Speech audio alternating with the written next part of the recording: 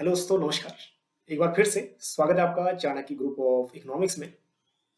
दोस्तों, आज के इस वीडियो लेक्चर में हम लोग डिस्कस करेंगे एनटीए यूजीसी नेट 2022 की एलिजिबिलिटी क्राइटेरिया के बारे में। हमारे साथ बहुत सारे स्टूडेंट ऐसे हैं जो पहले से जुड़े हुए हैं, लेकिन कुछ स्टूडेंट अभी ऐसे हैं जो रिसेंटली हमारे साथ जुड़ रहे हैं।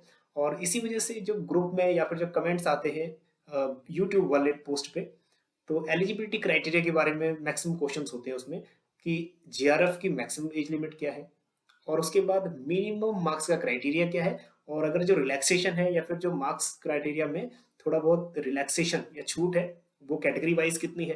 तो इस वीडियो में हम लोग डिटेल में डिस्कस करने वाले हैं एलिजिबिलिटी क्राइटेरिया के बारे में।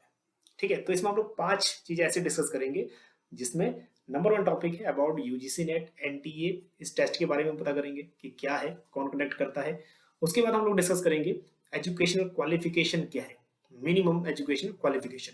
उसके बाद हम लोग डिस्कस करेंगे एज लिमिट एंड रिलैक्सेशन। और उसके बाद हम लोग डिस्कस करेंगे एग्जाम पैटर्न क्या रहने वाला है 2022 का। और उसके बाद टेंटेटिव डेट्स 2022 की जो रहने वाली हैं वो क्या हो सकती हैं, टेंटेटिव्स। ठीक है, चलिए तो वीडियो को शुरू करते हैं। सबसे पहले हम लोग यूजीसी नेट के बारे में देखते हैं। और उससे पहले अगर आपने ऐप डाउनलोड नहीं किया है तो चाणक्य ग्रुप ऑफ इकोनॉमिक्स का ऐप डाउनलोड कर लीजिएगा। इसमें आपको डिफरेंट डिफरेंट नए अपडेट्स और कोर्सेज आपको मिल जाएंगे। ठीक है, सबसे पहले हम डिस्कस करते हैं अबाउट यूजीसी नेट। अभी जो एनटीए है, नेशनल टेस्टिंग एजेंसी है, यूजीसी नेट का पेपर कंडक्ट कर रही है, लेकिन 2018 से पहले ये कंडक्ट करती थी सीबीएसई। मेन इसका जो रीजन है एनटीए का यूजीसी नेट कंडक्ट करने का, वो है कैंडिडेट्स की एलिजिबिलिटी चेक करना for assistant professor and junior research fellowship. तो जब आप फॉर्म भरोगे तो 2 ऑप्शन आएंगे, एक असिस्टेंट प्रोफेसर का, एक जीआरएफ का। अगर आपकी एज जीआरएफ एज में अगर आप हैं, ठीक है, एज क्रॉस नहीं हुई है, जेआरएफ लिमिट क्रॉस नहीं हुई है, तो आप लोग दोनों ही ऑप्शन भरना। बहुत फायदा है इसमें। कई कैंडिडेट्स असिस्टेंट प्रोफेसर ही भरते हैं, लेकिन उनके मार्क्स जीआरएफ के बराबर आ जाते हैं, लेकिन फिर उनको असिस्टेंट प्रोफेसर वाला ही सर्टिफिकेट मिलता है। ठीक है, असिस्टेंट प्रोफेसर में आप लोग कॉलेज में पढ़ाने के लिए एलिजिबल हो जाते हो। और वहीं अगर आप जीआरएफ लेते हो तो असिस्टेंट प्रोफेसर प्लस जीआरएफ हो जाता है आपका। तो जीआरएफ के लिए आपको, अगर आप पीएचडी में, ठीक है, पीएचडी कोर्स के लिए आप रजिस्टर्ड हो जाते हो, तो आपको स्टाइपेंड मिलता है गवर्नमेंट नॉर्म्स के अकॉर्डिंग। ठीक है, उसके बाद अगर हम बात करें, ये जो नेशनल टेस्टिंग एजेंसी है 2018 से यूजीसी नेट को कंडक्ट कर रही है और ऑनलाइन मोड पे कर रही है। ठीक है, 2018 की बात, मतलब कंप्यूटर बेस्ड टेस्ट। अगर हम बात करें यूजीसी नेट में 2 पेपर है, यही पैटर्न चलता आ रहा है 2017 से यही पैटर्न चल रहा है यूजीसी नेट। पेपर 1 जिसमें क्या होते हैं, 10 सब सब्जेक्ट होते हैं। ठीक है, जो मेन जो सब सब्जेक्ट है वो है आपके 10। वहीं अगर हम बात करें पेपर 2 आपका सब्जेक्टिव होता है, जो भी आपका सब्जेक्ट है वो रहेगा। और इसमें भी आपके सब्जेक्ट के जो सब सब्जेक्ट होते हैं ना, आपके सब्जेक्ट के, वो भी 8 से 10 सब्जेक्ट इसमें इंक्लूड होंगे। ठीक है, जैसे मान लो इकोनॉमिक्स है, लेकिन इकोनॉमिक्स के अंदर सब सब्जेक्ट बहुत सारे हैं। ठीक है, वैसे ही सबका है, कॉमर्स का भी यही है, पॉलिटिकल साइंस का भी है। तो फाइनली अभी जो क्राइटेरिया है 6% का क्राइटेरिया है।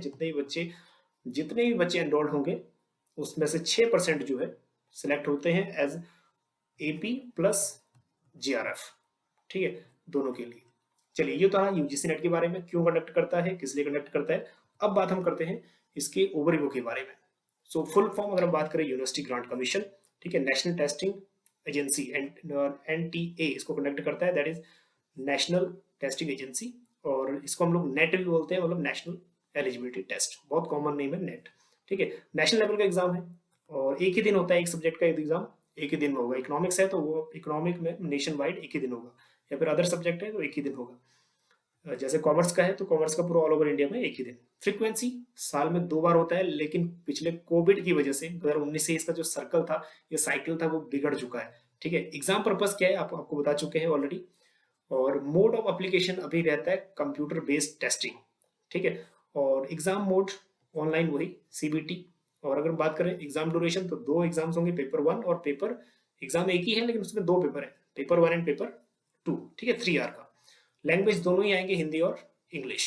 ठीक है, इनकी ऑफिशियल वेबसाइट चेक कर सकते हो आप, ऑफिशियल वेबसाइट पे जाके भी। चलिए, अब बात करते हैं क्वालिफिकेशन के बारे में। ठीक है, यूजीसी नेट की क्वालिफिकेशन क्या है।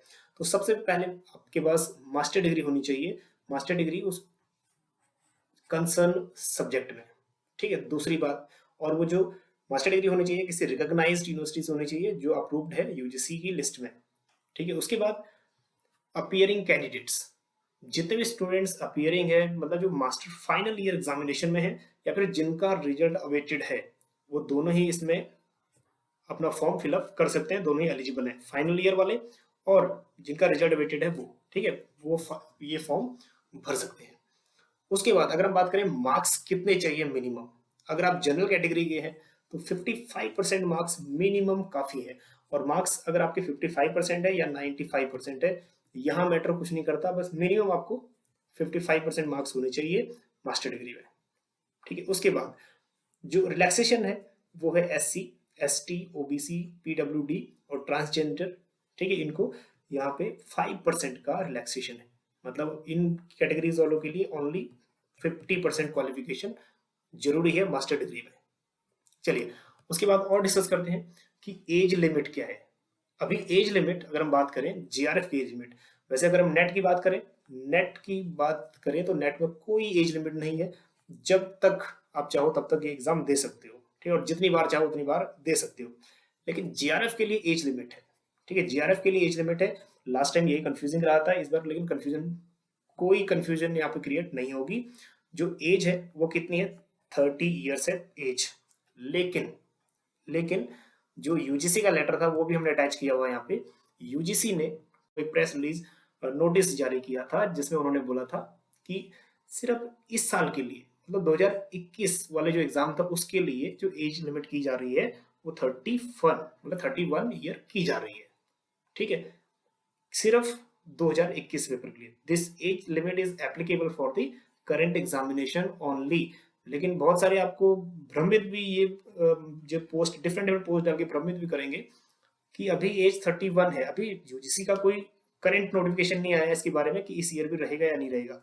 आप एज 30 मान के ही चलिए, 30 ईयर्स, ठीक है। लेकिन हाँ, अगर 31 होता है तो वो अगेन वो क्या करेगा, प्रेस रिलीज जरूर, अपना नोटिस रिलीज जरूर करेगा, ठीक है। तो अभी भी एज मान के चलो 30 ईयर्स ही है GRF की। जो 31 ईयर थी वो थी सिर्फ करंट एग्जामिनेशन जो 2021 में हुआ था, ठीक है। चलिए, सो इसमें अभी जो एज का क्राइटेरिया है वो कंप्लीट हो गया होगा, कोई डाउट नहीं होगा, 30 ईयर्स है। लेकिन जो लास्ट ईयर का पेपर हुआ था उसमें 31 था। चलिए उसके बाद age relaxation is provided to the reserve categories. अब रिजर्व कैटेगरी, जितनी भी रिजर्व कैटेगरी हमने पिछले डिस्कस की थी उनके अंतर्गत थोड़ा थोड़ा रिलैक्सेशन है।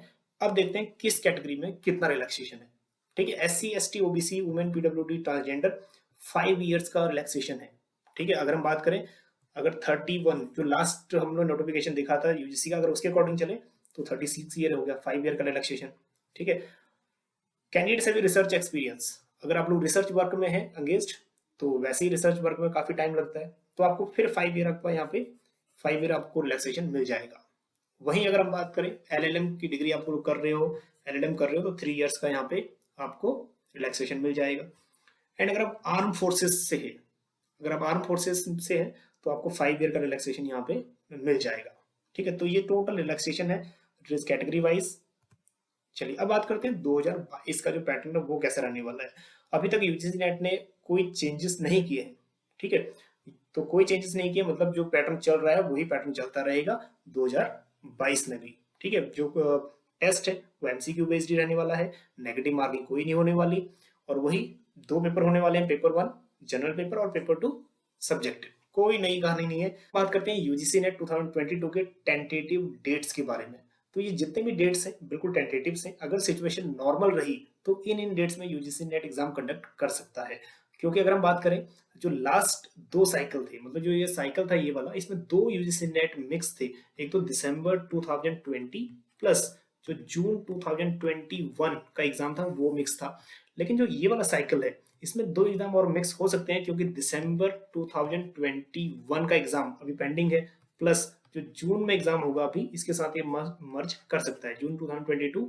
तो यूजीसी ये वाला साइकिल भी इन दोनों एग्जाम को आपस में मर्ज कर सकता है, ठीक है। उस हिसाब से अगर सिचुएशन नॉर्मल रहती है तो ये एग्जाम की टेंटेटिव डेट्स इस तरह से हो सकती हैं। क्योंकि अभी जो रिजल्ट है वो भी आने में 1 मंथ के अंदर रिजल्ट आ जाएगा, फिर उसके बाद नोटिफिकेशन रिलीज बहुत जल्द कर देगी यूजीसी, ठीक है। Second week of March registration process start हो सकता है और कम से कम 1 महीना तो देता ही है।